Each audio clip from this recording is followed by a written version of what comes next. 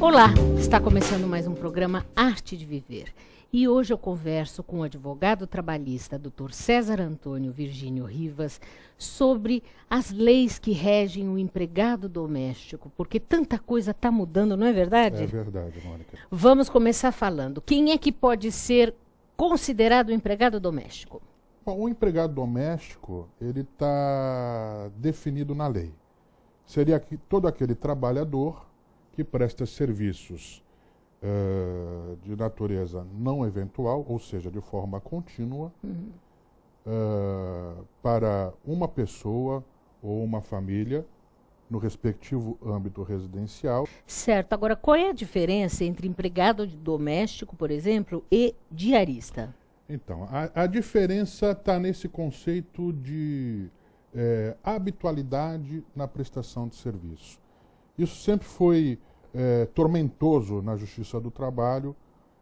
Ao longo dos anos ensejou muitas dúvidas, mas agora os julgadores criaram um conceito objetivo no sentido de tipificar o empregado doméstico aquele que no mínimo preste 3 vezes por semana o serviço na mesma residência. E o diarista, aquele que presta serviço até 2 vezes por semana na residência. Então veja que o limite ele é bem tênue, mas esse foi o critério objetivo que os julgadores encontraram para tentar pacificar essa questão. Agora, com a publicação, como é que é o nome daquela emenda constitucional? É 72, não é isso? Isso, é 72, de 2013. 2013. Quais são os direitos do empregado doméstico? Essa PEC, ela alterou o parágrafo único do artigo 7º da Constituição Federal. Então, ela estendeu vários direitos trabalhistas aos empregados domésticos. E eu vou dar os destaques, aqueles mais importantes. Tá. Bom, então o que está valendo hoje seria salário mínimo, observando-se que no estado de São Paulo tem o piso do estado, que no caso específico gira em torno de R$ 905. Esse piso começou a valer a partir de 1º de janeiro desse ano, e ele, assim como o salário mínimo, é reajustado todo dia 1º de janeiro. Tá? Então, primeiro ponto, no estado de São Paulo deve ser observado o piso do estado de São Paulo. Vamos nos demais direitos assegurados aos empregados domésticos. Temos aí as férias, que já eram reconhecidas no período de 30 dias, que deve ser paga com um adicional de 1/3, o 13º salário, né? O aviso prévio proporcional ao tempo de serviço, sendo no mínimo de 30 dias. O descanso semanal remunerado, preferencialmente aos domingos. O direito do empregado também descansar nos feriados religiosos e civis. Religiosos também? Religiosos também. Temos também o direito à licença gestante. De quantos meses? 120 dias, que é paga pela Previdência Social. E a licença paternidade, que por enquanto é de 5 dias. Então, tem mais alguns assim que eu destacaria, que seria também o direito à jornada de trabalho, sendo 8 horas diárias e 44 semanais, e que ultrapassar esses limites terá que ser remunerado como hora extraordinária. E hora extraordinária paga 100%? Como que é? Não. A hora extraordinária, de acordo com a Constituição Federal, ela é acrescida do adicional de 50% sobre o valor da hora normal. Né? 100% você paga, o empregador paga, quando o trabalhador laborar feriados, em domingos, se for o descanso semanal, o dia do descanso semanal, ou nos feriados civis e religiosos. Se o empregador não conceder uma folga semanal na semana subsequente, então o empregador aí terá que remunerar esses dias laborados em feriados com um adicional de 100%. Agora, tudo isso não fica um pouco complicado? Porque, veja bem, como é que você vai fazer isso às vezes uma sua funcionária doméstica, como é que você vai, ela trabalhar das 8 ao meio-dia, das 2 às 6, assim, ela ter as 2 horas de almoço certinhas, tem livro de ponto, como é que você faz essa... Então, eu hoje, eu acho o seguinte, com todos esses direitos aí previstos ao trabalhador doméstico, seria bom o empregador fazer um contrato por escrito, né?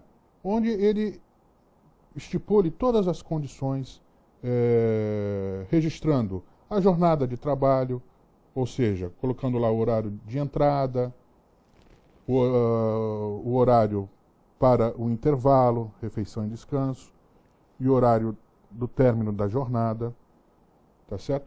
Colocando a função e as atribuições que o empregado vai desenvolver, para que se evite, no meio do contrato, o empregado achar que está fazendo funções além daquelas contratadas. E tudo mais que o empregado e o empregador e o trabalhador achem relevante no contrato de trabalho. Eu acho que colocando isso por escrito, desde a contratação, é uma segurança jurídica tanto para o empregador como para o próprio empregado. Que ali vai estar uma planilha, uma pauta, né, que vai servir de parâmetro nessa relação empregatícia. Agora, e a questão do fundo de garantia? Não, a questão do fundo de garantia é um direito previsto. Desde 2001, entrou uma lei em vigor, prevendo já o fundo de garantia ao empregado doméstico. Existe algum período de experiência em que o empregador possa ficar com o funcionário sem carteira assinada ou não existe isso? Não, isso não existe. A partir do momento em que o empregado é contratado, a carteira deve ser assinada. E recolhido do INSS? E recolhido do INSS, mesmo estando em período de experiência. Aliás, deixar bem claro, o período de experiência, período máximo de 90 dias, podendo ser prorrogado uma única vez. Então, por exemplo, o empregador pode contratar o trabalhador por um período de 45 dias de experiência, prorrogáveis por mais 45 dias. Mas nesse período, se ele demitir esse funcionário, ele tem que pagar férias proporcionais, 13º proporcional, tudo isso? Ou neste período ele é isento disso? Não, no final do contrato de experiência, se o empregador não quiser prorrogar esse contrato, ele vai ter que pagar as férias proporcionais e o 13º proporcional relativo ao período laborado. Esse é o empregador, se não ficar satisfeito antes mesmo do término do contrato de experiência, aí ele vai ter que pagar uma indenização equivalente à metade dos salários do período restante do contrato. Ou então, qual é a vantagem? Para que você vai escrever na carteira que aquilo é período de experiência? Não, porque desculpa, que vantagem Maria leva? Quer dizer, eu não estou entendendo qual é a finalidade disso. A finalidade do contrato de experiência é para o empregador experimentar o empregado no sentido se ele tem condições de fazer aquele trabalho. Certo, mas ele entendeu? não... Seria um contrato onde as partes ali naquele período estão se conhecendo. Então o empregador, ele faz esse período de experiência para justamente testar e verificar se o empregado preenche as condições de estar lá com ele. Mas, na verdade, o que eu volto a ressaltar, assim, o nosso país tem uma justiça paternalista. Porque, na verdade, só se resguarda o direito do funcionário, mas do patrão não estou vendo direito nenhum resguardado. Não diria que seria paternalista, Mônica. São os direitos mínimos dos trabalhadores. Mas eu acredito o seguinte, acima de tudo, deve haver entre o empregador e o trabalhador uma relação de respeito, porque na verdade se trata de uma relação humana, e aí eu acho que aí, se ambos se respeitarem, conhecendo previamente as condições estabelecidas, o contrato fluirá normalmente. A gente verifica que nesse tipo de relação empregatícia, quando o patrão age corretamente e quando o funcionário também é fiel, acaba tendo aí uma relação duradoura e até mesmo de amizade. Falamos do empregado que tem a hora, as 8 horas semanais, mas não falamos do empregado doméstico que dorme em casa, por exemplo, que dorme no trabalho. Uhum. Como faz? O empregado que dorme no trabalho, a situação dele permanece a mesma. Logicamente que o empregador tem que tomar o cuidado de não solicitar prestação de serviços no período de descanso desse empregado. O que é descontado do salário do trabalhador? O que pode ser descontado seriam os eventuais adiantamentos salariais, a cota previdenciária do empregado, que gira de 8% a 11%, aí vai depender da remuneração paga a esse empregado, o vale transporte, no percentual de 6%, aí tem que fazer uma observação que esse desconto não pode ultrapassar o valor total do benefício pago ao empregado, as eventuais faltas injustificadas, né? E existe limite para atestado médico? Por exemplo, se o funcionário apresenta num mês, vamos ser 8 atestados médicos, 10 atestados médicos. Não, a lei não fala em limite de atestados médicos. Se o empregado apresentar 8, 10, 15, desde que esse atestado médico seja um documento autêntico, o empregador terá que abonar esses dias. E no caso dos empregados com jornada reduzida? Então, a jornada reduzida é admitida em nossa legislação e a única questão relevante é que, por ser uma condição especial do contrato de trabalho, essa jornada reduzida obrigatoriamente tem que estar anotada na carteira do trabalho. De 4 ou 6 horas? A jornada reduzida pode ser de 6 horas diárias, 36 semanais, ou pode ser de 24 horas semanais, sendo 4 horas diárias. O mais importante é que essa jornada reduzida tem que ser obrigatoriamente anotada na carteira do trabalho, sob pena do empregador aí poder correr aí em uma eventual dor de cabeça durante a jornada de trabalho. O INSS é pago proporcional a isso? Sim. Aí, inclusive o salário é pago proporcional à jornada reduzida. Então, no caso de um empregado que é contratado para trabalhar 6 horas diárias, de segunda a sábado, teremos aí 36 horas semanais, né? O que daria uma jornada mensal de 180 horas. Então, o salário seria calculado com base em 180 horas. E não em 220, que é a jornada adotada para aqueles que trabalham em 44 horas semanais, que é a jornada comum. Entendi. Então, o salário é pago proporcionalmente às horas trabalhadas no mês em jornada reduzida. A única observação que deve ser feita é que, se o empregador utilizar esse empregado, por exemplo, no caso de jornada reduzida de 6 horas, além dessa sexta hora, vai ser pago como jornada extra. Agora, ele tem direito a todos os outros, férias, 13º, tudo igual? Tudo igual. E o horário de descanso, o horário de almoço, essas coisas? No caso de jornada reduzida, jornada de 6 horas, a gente tem que adotar o que fala CLT. Empregador que laborar entre 4 e 6 horas consecutivas, o intervalo terá que ser no mínimo de 15 minutos. E no caso de jornada consecutiva de 6 a 8 horas, aí então entraríamos naquela regra geral de no mínimo 1 hora e no máximo 2 horas de intervalo. Outra situação que é importante a gente falar é a situação de caseiros, né? A questão de caseiros, eu acho assim que o que deve ser observado é que no local onde o caseiro esteja trabalhando, né, seja em sítio, em alguma propriedade rural pequena, o empregador não pode explorar a atividade que vise lucro nesse local utilizando essa mão de obra, porque aí essa relação se descaracteriza como uma relação de doméstico e passa a valer como uma relação com vínculo empregatício normal regido pela CLT, na qual tem que ser pagos todos os direitos. Sim, e também não dá para o empregador controlar o horário, 8 horas, se trabalhou, se não trabalhou. Normalmente é uma coisa que fica mais livre, né? Ele vai ter um contrato de trabalho, mas ele que faz o próprio horário, não é assim?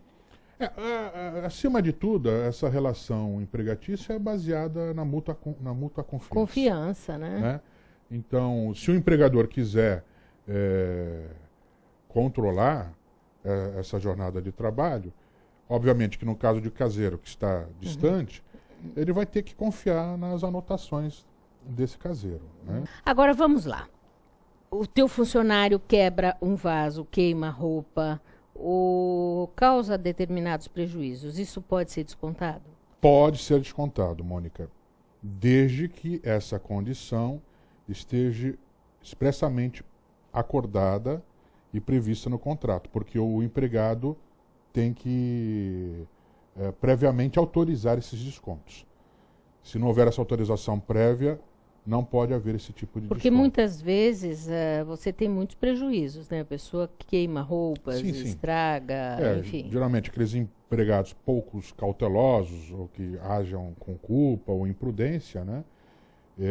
Se eles cometerem esse tipo de prejuízo ao empregador, é um direito do empregador buscar esse ressarcimento. Mas é como eu falei, deve estar previamente autorizado pelo empregado, logo essa condição... Autorizado por escrito? Por escrito. Se não estiver previamente autorizado por escrito pelo funcionário, não pode haver esse tipo de desconto, porque esse desconto não é previsto em lei.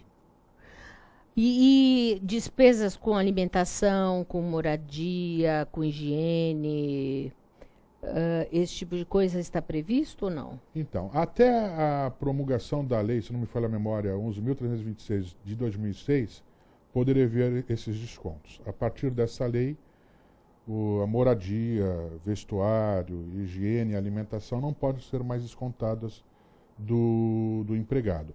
A única exceção é com relação à moradia, mas desde que essa moradia não seja no mesmo local da prestação de serviços, onde é realizada a prestação de serviços do empregado. Então, se for num lugar fora do âmbito residencial, onde é prestado o serviço, o empregador poderá descontar o custo dessa moradia. Mas, lembrando mais uma vez, essa condição tem que estar prevista e o empregado tem que autorizá-la previamente. Plano de saúde, essas coisas, isso não está previsto?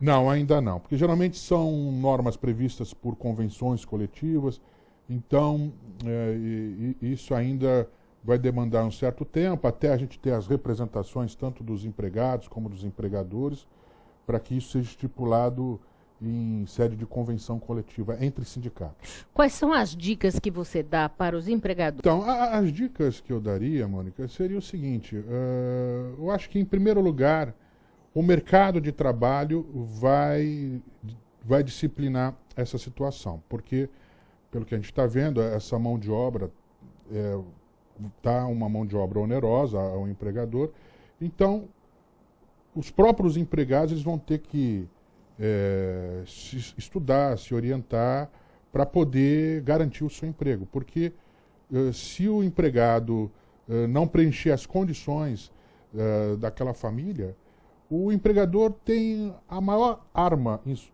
nas suas mãos, que é a dispensa, que é o término da relação empregatícia. O empregador pode demitir o empregado, ressalvando aquelas hipóteses de estabilidade no emprego, a qualquer momento. Então, obviamente que o próprio empregado, defronte a essa nova realidade, vai procurar se especializar mais, vamos dizer. Vai buscar se formar para ter uma especialização ou para ter uma diferenciação para poder conquistar essa vaga no mercado de trabalho que vai se afunilar. Com certeza, porque essa mão de obra vai ficar bastante onerosa com todos esses direitos agora reconhecidos, né? Então, e ao empregador cabe orientar o seu empregado de maneira criteriosa, prudente, e verificando que o funcionário não preenche os seus requisitos, ele pode dispensar. Eu acho que é aí que está a maior arma do empregador. Foi muito bom conversar com você, muito obrigada. Eu tenho certeza que isso vai ajudar muito a mim e muitos os telespectadores. Muito obrigada. Eu que agradeço, Mônica, e estarei sempre à sua disposição. Muito obrigada. De nada. E você não deixe de acessar o site www.monicadelimazevedo.psc.br, onde você vai ver dicas, tem sugestões, os vídeos que estão lá no YouTube, tem muita coisa legal. Até o próximo Arte de Viver.